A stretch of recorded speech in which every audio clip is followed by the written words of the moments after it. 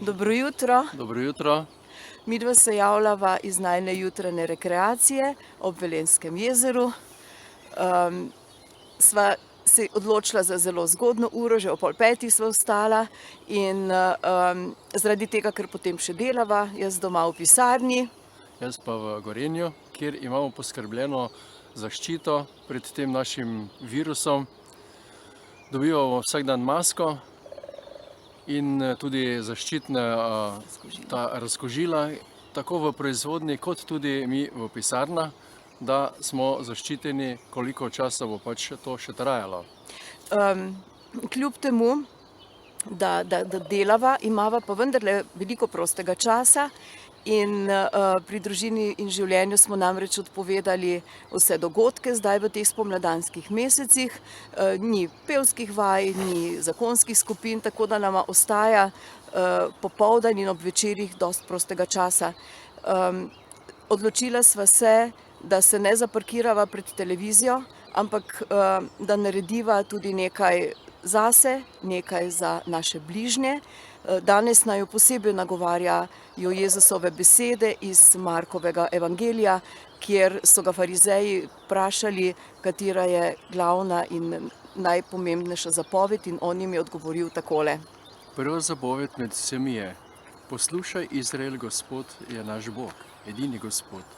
Ljubi torej Gospoda svojega Boga z vsem srcem in vso dušo in vsem mišljenjem in vso močjo. To je prva zapoved. Druga je tej enaka: ljubi svojega bližnjega kakor sam sebe. Večja od teh ni nobena druga zapoved. Tako in midva živiva v tem duhu, da ljubiva Gospoda, da se mu zahvaljujeva za vse, tudi za ta virus, ki nam je dal malo več časa, ki ga uporabiva za pogovor, in potem ljubiva tudi sebe, zato ker če bova ljubila sebe, bova lahko ljubila tudi bližnjega.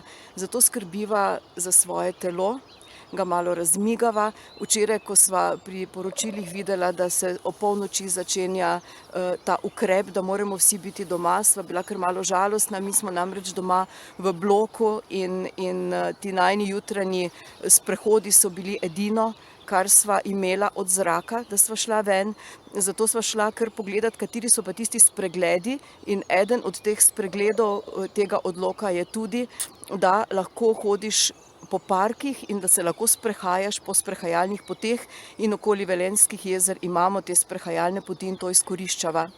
Tako, in če skrbiva zase, če imava sebe rada, potem imava rada tudi bližnje in zato izkoriščava ta najin sprehod, to najino hitro hojo, tudi za molitev. Danes sva jo namenila vsem našim diževim trpinom, našim diževim bolnikom. Ob tem trenutku bi zelo rada pomahala Sari. Živjo, Sara. Živjo. Drži se, rada te imava. En velik objem tebi, Aleš Čerin, potem tudi Janku Brumcu in Robiju Levi in Tadeji Kolenčevi in mnogim drugim. Posebej pošiljava objeme in pozdrave celi družini Kokalj in Luku. Kokalji, držite se. Tako da in vsem ostalim diževcem, in toplo vam polagava na srce, sploh tistim zakoncem, ki ste najinih let, ki ste že sami, ki je zdaj veliko prostega časa. Molite za svoje otroke, molite za svoje bližnje, molite za našo domovino Slovenijo, molite za našo cerkev, da bomo zmogli zdaj v teh preizkušnjah. Velika zahvala tudi vsem duhovnikom, ki so poskrbeli, da je na našem Facebooku veliko, jaz jih imenujem Facebook kapelic, kjer se ob večerih zbiramo pri sveti maši, pri raznih molitvah, kjer prejemamo tudi duhovno obhajilo. In hvala vam, super ste, in včasih ugotavljava, da se nas celo zbira več pri teh mašah, kot se nas je zbiralo pred virusom v cerkvah. Tako, zdaj so se pa mišice že ohladile, midva šivava naprej. Zdravi ostanite, ubogajte vlado, ubogajte ukrepe, poskrbite pa tudi za kak sprehod. Adijo, z Bogom. Živjo, z Bogom.